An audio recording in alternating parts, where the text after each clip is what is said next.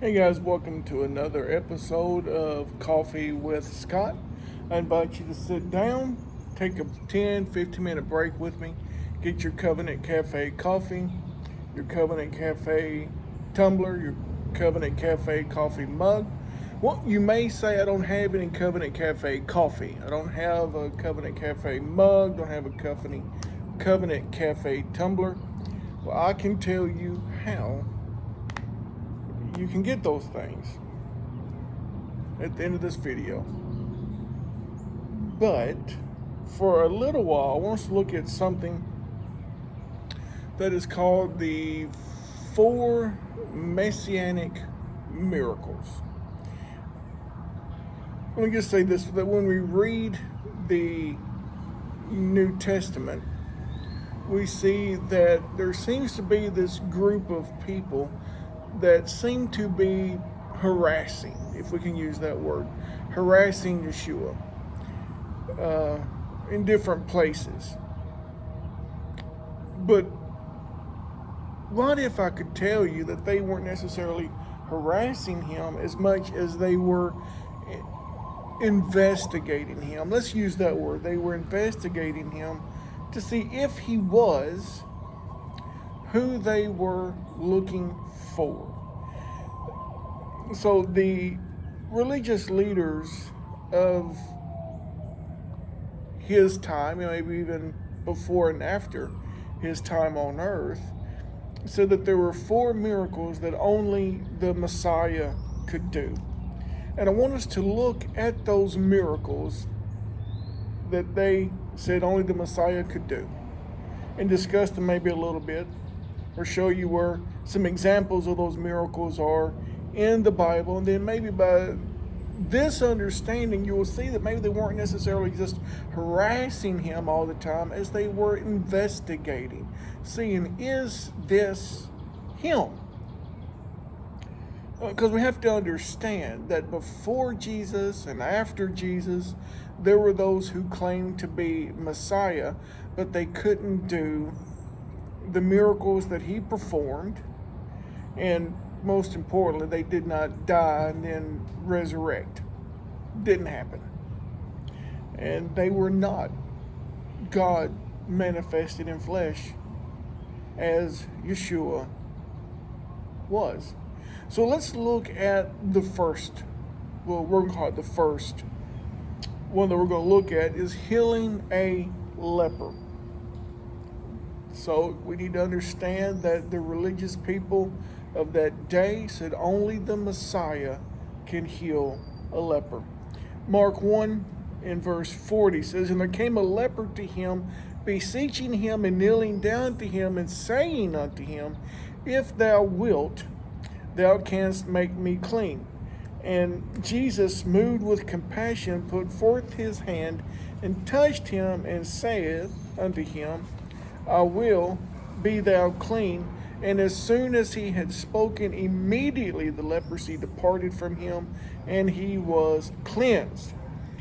And he straightly charged him, and forthwith sent him away, and saith unto him, See thou say nothing to any man, but go thy way, show thyself to the priest, and offer for thy cleansing those things which Moses commanded for a testimony unto them."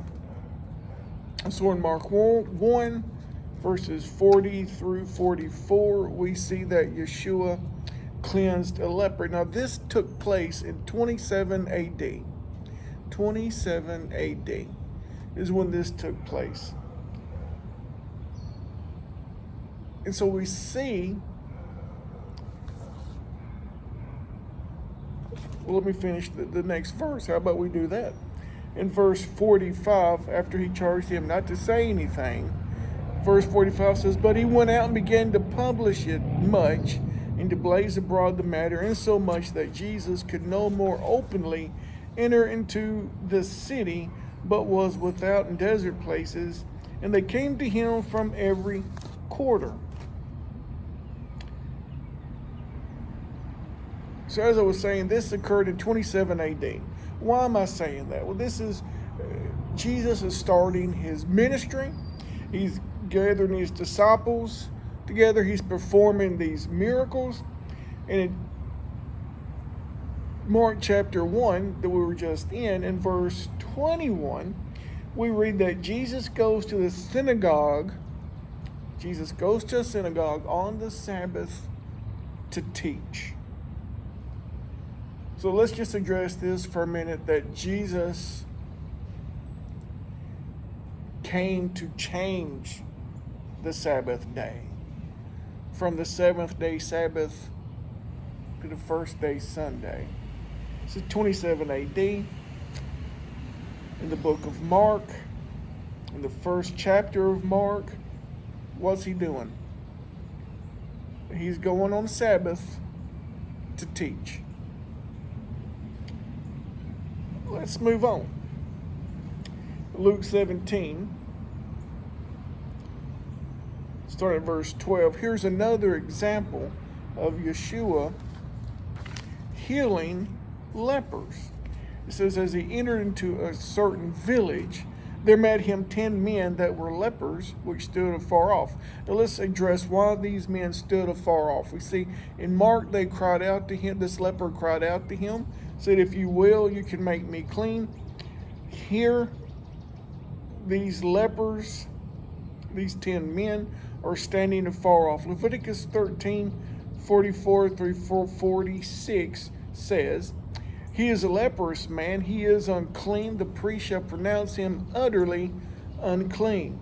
And the leper in whom the plague is, his clothes shall be rent, his head bare, he shall put a covering upon his upper lip, and shall cry, unclean, unclean. All the days wherein the plague shall be in him, he shall be defiled, he is unclean, he shall dwell alone, without the camp shall his habitation be. So these lepers, they're not supposed to approach anyone. They're supposed to stay as far away from people as they can. And if they see people approaching, they are to cry out, unclean, unclean. But now you look, and Yeshua, Jesus, is entering this city, this village, these 10 men are there, and they cry out to him. Verse 13 says, and they lifted up their voices and said, Yeshua, Master, have mercy on us. Why have mercy? They're leprous men. Okay? So they are destined, as long as they have leprosy, they are destined to be alone. Separated from their families, from their people, from their homes. They're in exile. And imagine this. Here comes Jesus. Here comes Yeshua. And they see him. And right away they recognize who he is. And they recognize what he can do. And when he saw them, in verse 14, he said unto them, go, show yourselves unto the priest. And it came to pass that as they went, they were cleansed. He doesn't lay a hand on them. He just gives them a commandment, gives them an order. So go show yourself to the priest. And as they are going to find the priest, they were cleansed. And one of them, when he saw that he was healed, turned back and with a loud voice glorified God. We're told in another gospel that when this one realized he had been cleansed, he turned back and worshiped Yeshua. And Yeshua told him, you will be made whole. Yeshua told him, you are going to be complete. So in saying that, and I say this a lot in teaching and preaching, but my mind works differently. And so if Yeshua, and there's different forms of leprosy. Every leprosy was not limbs falling off or rotting away. Some were rashes. But if there were scars, if there was appendages missing, can you imagine as that man leaves Yeshua then, after he tells him he's going to be made whole, and he's walking and scars vanish? Maybe missing finger comes back, missing toe, an ear, whatever. He just wasn't cleansed, but he is made whole. He is made complete. And we can talk about that later on at another time. But we're already at our 10-minute mark, almost our 11-minute mark. We've got 3 more to go. So one of the 4 was cleansing a leper. Only the Messiah could do that. And Yeshua shows us in this example, where he heals these 10, that he couldn't touch him. You couldn't touch a leper. Not that he couldn't touch them, but he didn't. He just said, go show yourselves to the priest. And they were cleansed. Only the Messiah, the religious people of that day, said only the Messiah could do that. A second of the 4 Messianic miracles we find in Matthew 12, 22 and 23 says, Then was brought unto him one possessed with the devil, blind and mute, and he healed him insomuch that the blind and the mute both spake and saw. And all the people were amazed and said, Is not this the son of David? Only the Messiah. These people were taught that only the Messiah could cast out a mute demon. And they bring to Jesus, to Yeshua, one who is possessed with the spirit, with the demon, that was mute and blind. And then they say, Is this not the son of David? In other words, they say, Is this not the Messiah? A third Messianic miracle we find in John chapter 9, verses 1 through 7.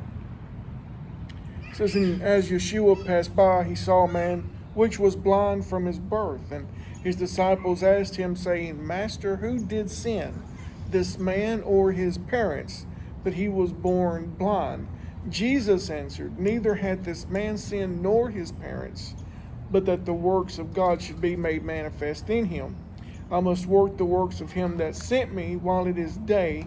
The night cometh when no man can work. As long as I am in the world, I am the light of the world. When he had thus spoken, he spat on the ground and made clay out of the spittle. And he anointed the eye of the blind man with the clay, and said unto him, Go wash in the pool of Siloam, which is by interpretation sent. He went his way, therefore, and washed, and came seeing. So this is the third of the 4th Messianic miracles. Healing a blind man. The religious people said only the Messiah can heal a man that is blind, because they felt if you were born blind, if you were born deaf, if you were born with some kind of disability, that you had sinned, or your parents had done that, had sinned. So they said only the Messiah can forgive sin. And we see here that Yeshua, Jesus, was doing that very thing. The 4th and last of these Messianic miracles we find in John 11, the whole chapter, verses 1 through 44, the raising of Lazarus. So I won't go a whole lot into that. We all know the account of Yeshua raising Lazarus. We know that Lazarus had been dead for 4 days before Yeshua comes and raises him from the dead. Now, why is this significant? Because, once again, the religious people had taught, and the people believed that only Messiah could raise anyone from the dead after 3 days.